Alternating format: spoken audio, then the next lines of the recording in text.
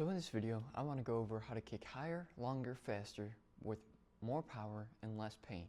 And now what that really means is building all the muscle groups in your legs for mobility, endurance, and strength. And so in this video, I'm going to walk through all of this. And now the reason I'm doing this is because a lot of the students that I train here at this local gym were struggling to get their kicks up or throw them properly. And so I wanted to kind of strengthen their hip flexors, their groin, their hamstrings, their quads to be able to throw with proper form and technique. And so in this video, I'm going to give you everything that I know about kicking. And I've been kicking for 14 years, since I was 4 years old. So let's get straight into it. So the first movement that we're going to do is called horse stance lunge. Now basically, what horse stance lunge is you get pretty wide, right? So you get wide here, and imagine you're like riding a horse, and then you're just going to drop and let your hips fall. This is opening the hips, the groin, everything here. Now this is a great movement for not only strengthening, but keeping endurance in the groin and opening it up. You want to keep your spine straight. Just relax here. And then up. Normally, I'll do 10 of these. And if you want a progression to this, you can get either weight or you can get a stick and put it on your legs when you're going down to see how straight you can really make it. So this is the movement, first movement. So the next one is going to be Cossack lunges. Now, I put this one next because you're already in that position, so you don't even have to move. So from here, we're going to drop to our right leg, keeping this foot facing this way, and then push straight back up. Use your hamstring, your glute, and your quad to push you back to center. Now from here, I want to get into the 90s. So when we're doing 90s, you just want both your legs to be 90 degrees, just like this. And then you try to keep your spine straight as possible. And then just switch as best you can. And from here, we could go into pigeons, like this. Or if you want a progression, you could drive your foot up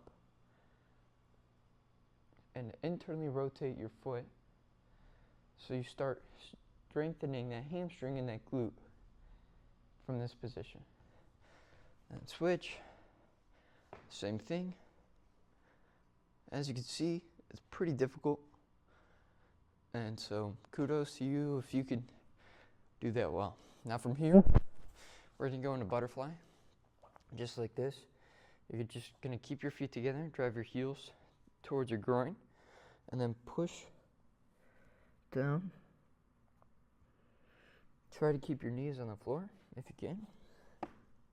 And since we're already in the groin area, the next one is going to be cobra pose, but we're going to be focused on your groin. And so you're going to keep your knees out here, and then just drop. You can even go down and push up. You could rock back and forth.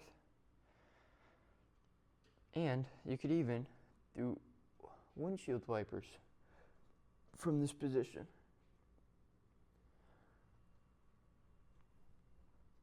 That's the mobility stuff that you need from your legs.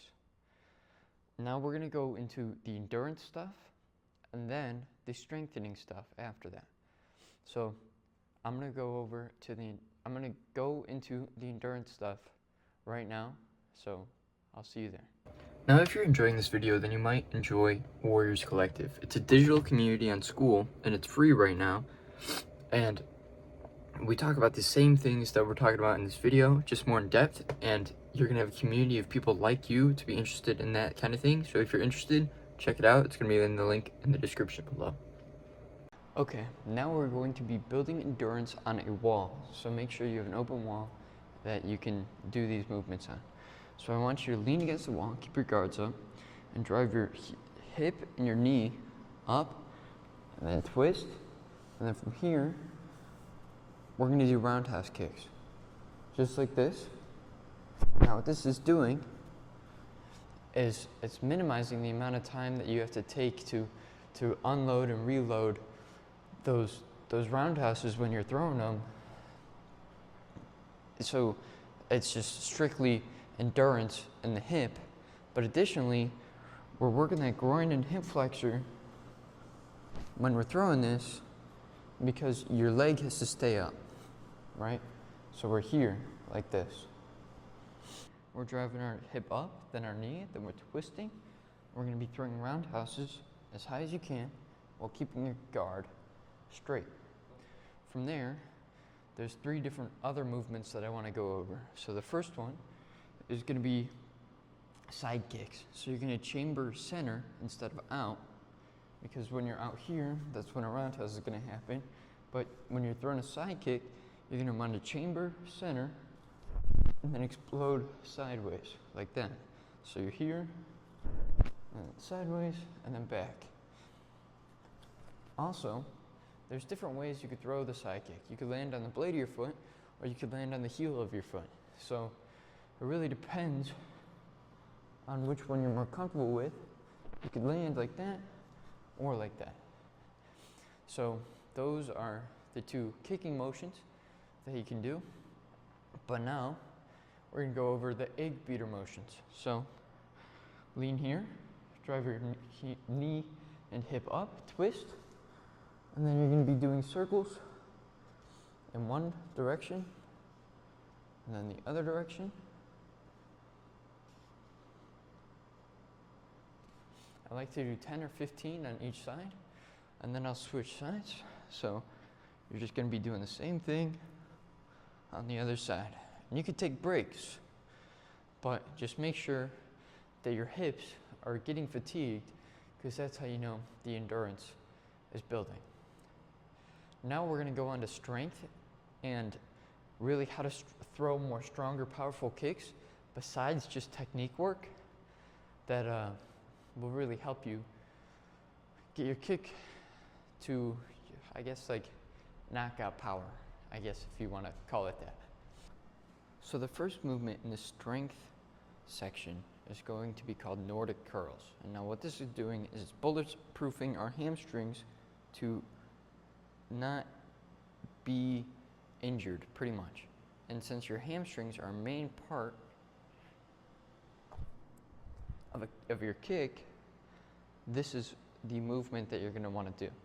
So we are hinging and bending with, like we're controlling our body with our hamstrings, and our hips and our knees stay in one position. And then when you're here, you could hold it, or you can go down and then push yourself back up. So it's just like this. Those are called Nordics. They're not very easy to do, but you can additionally do reverse Nordics, where you're more bulletproofing your knees and your quads. So you're here,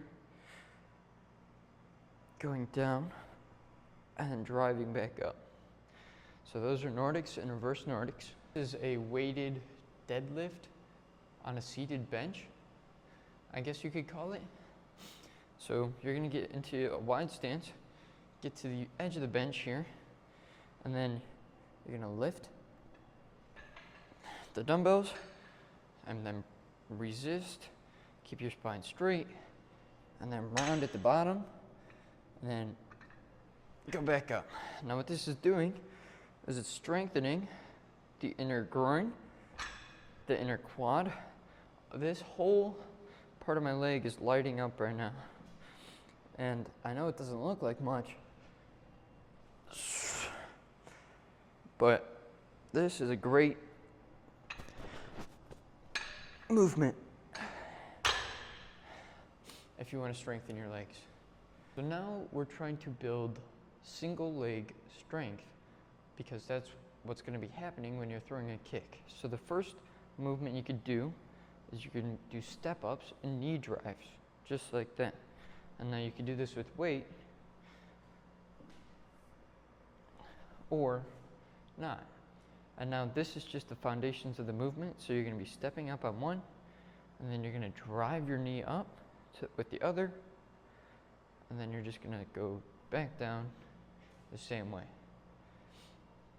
Now with weight, here's what that will look like. So you're here, you're going to step up with one, drive with the other, and step back, and then down. And then other leg, step up, drive, down with the other. Just like that. Now, I wanted to go over Bulgarian split squats. So, and from here, you're just going to step out, squat down, driving your knee till it's parallel with the floor, and then drive back up. Just like that. Down, up, on both sides. This is strengthening the quad, so you're more receptive to those reflex muscles when you're going to be throwing any kind of kick. Okay, now that we're over at a bag, I want to talk about holding and chambering your kicks. So the first thing we're going to do is we're going to throw a roundhouse, just like this, but instead of retracting like you normally would after throwing a roundhouse, we're just going to hold it here, just like this. Now, this is similar to what we were just doing on the wall. However, it's giving you something to hold on to, so you're going to maintain that balance, but also it's working that kick from an endurance perspective so you could throw more of them longer. So you're going to be here, and you're just going to hold it wherever you want. You could go higher, or you could go lower.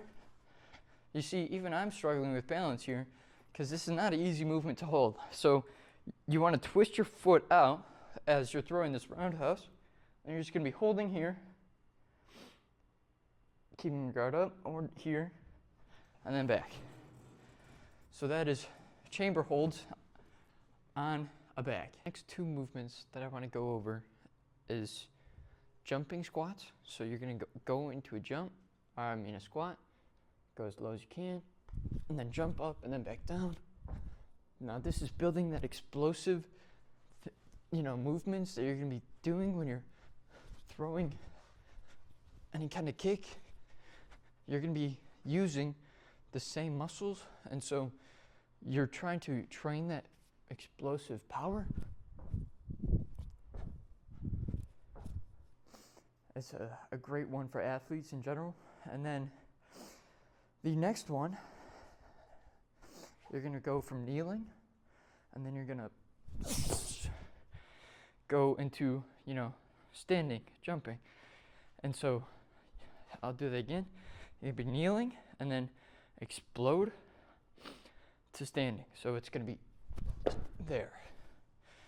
And now you could do that into a side, a split lunge. So it looks like this. Other side. And that's going to be all for those strengthening movements. Overall, those are, those two last ones are great for building explosiveness and, really training those legs to get into that kick.